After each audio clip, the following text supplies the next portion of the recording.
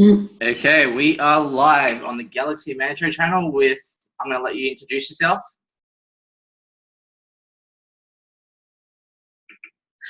Hello, I'm Charles Terrier. I'm I'm an actor and I'm in Occupation, coming out on July 12th, and I play Jackson.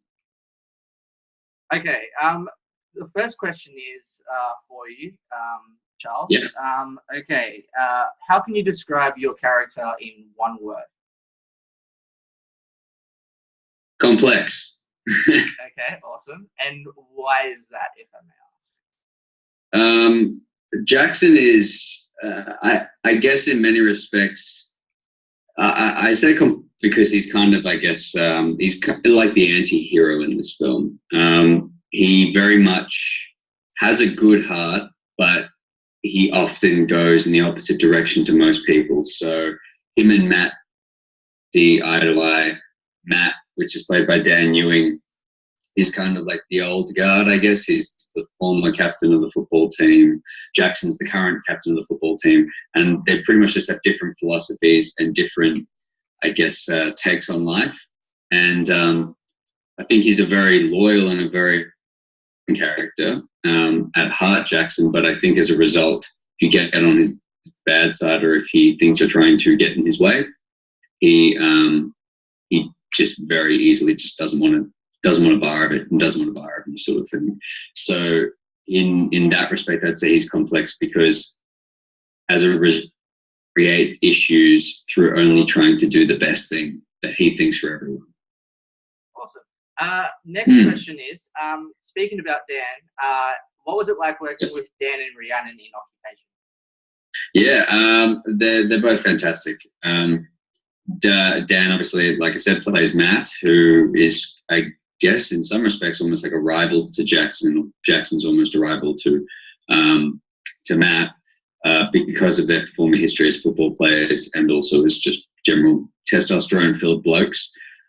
Meanwhile, Rhiannon plays my lovely girlfriend in the film, Vanessa, who is a wonderful nurse, and they were both fantastic to work with. They both brought really different dynamics to the table, which was great.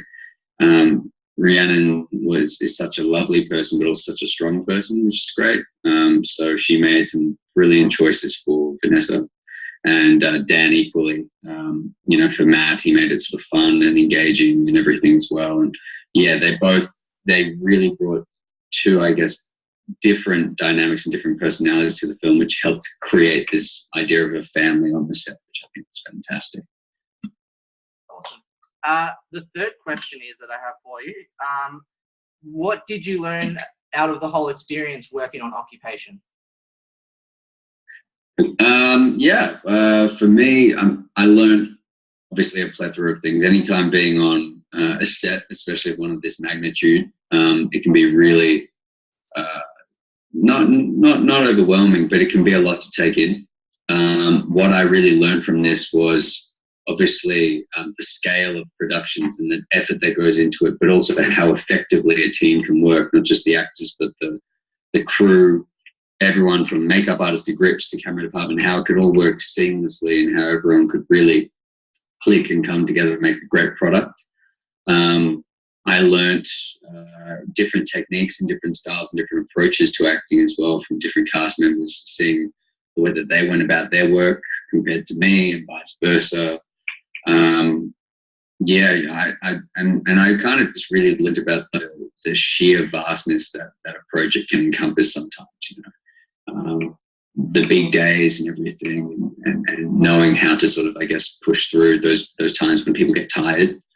But I loved every second of it, and I had an absolute ball, so I couldn't wait to do it again. Awesome. And why should people go see Occupation? Look, I've seen the film now, and I was blown away. I think Occupation it's something we don't do in Australia. Obviously, you don't see a lot of Australian tailored sci-fi or action or kind of, I guess, big budget, grandiose style films. this is an opportunity to not only get out there and see that sort of Australian take on sci-fi, but it has such a brilliant message. It's not just a typical bang, bang, shoot 'em up sort of action film. It's got a heart.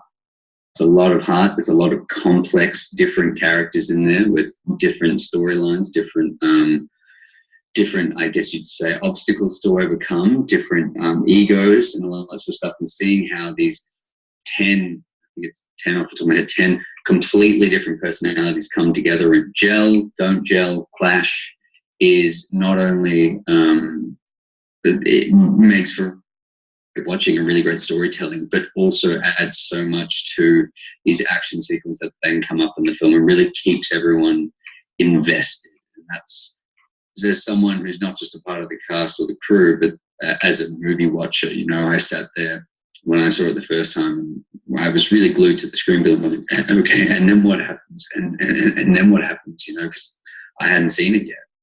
And the scale of the special effects and everything too, and the practical effects, and you know, the costuming, like, just, it was really, it's sort of wonderful, visceral, all-encompassing experience. And I think that movie watchers and moviegoers, especially those going to tomorrow night, because they'll get the first opportunity to sort of see the finished product, will be really, I think, blown away, but also excited about the direction that Australian cinema is going in, and what Luke and his creative team have really brought to the screen. Yeah. Awesome. On to Wentworth now.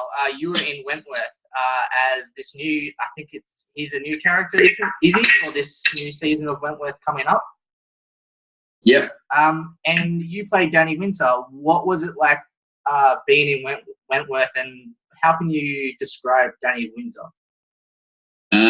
Yeah, look, it was, Wentworth is obviously, I mean, it's I guess a remake of that 1979 show, I think it was Prisoner. Yeah. Wentworth is fantastic, not just because it kind of was a different approach the second time round, but it's obviously a very female-led cast and crew. You know, we're following a women's prison, stories in the women's prison, but it has such diverse characters, diverse stories, and all that sort of stuff. And I mean, I'm pretty sure off the top of my head, it came before Orange is the New Black, and maybe that's where they drew inspiration from. Maybe not. Maybe it's just coincidental. But I think that, like Orange is the New Black, Wentworth is so rich in drama, but also comedy. And it's interlaced with so many different neuroses in the characters. The crew are all really brilliant to work with.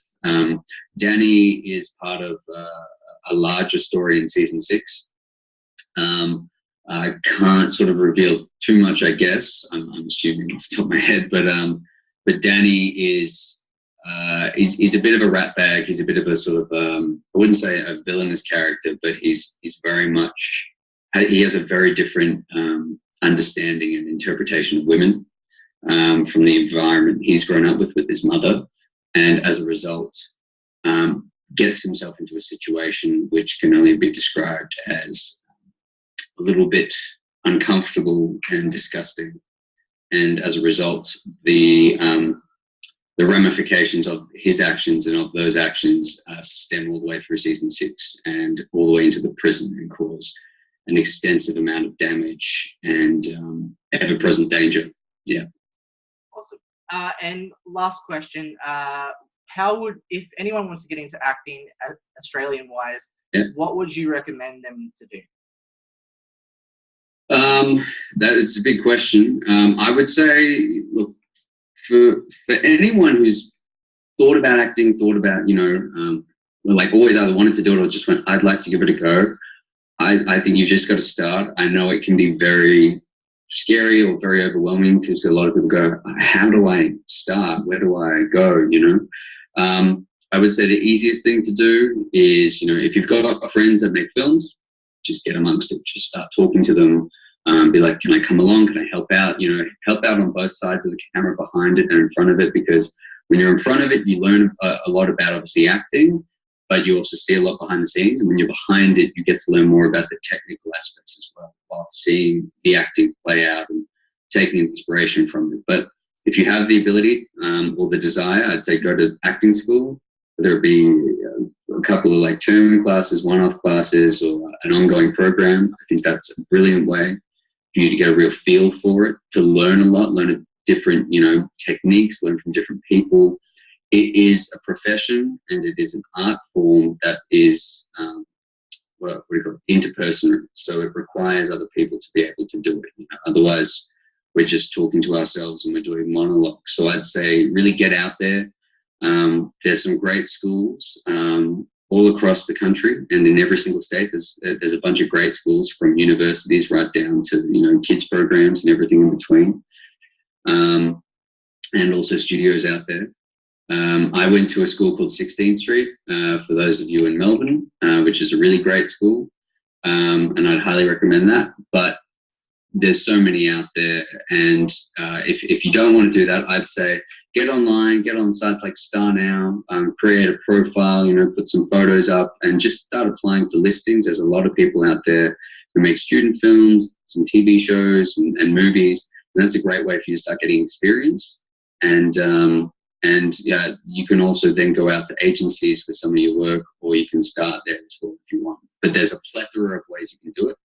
And the most important thing is that you just start and you just give it a go, regardless of whether it's acting, stand-up comedy, clowning, whatever it is you want to do. It all stems from a form of acting, which is great.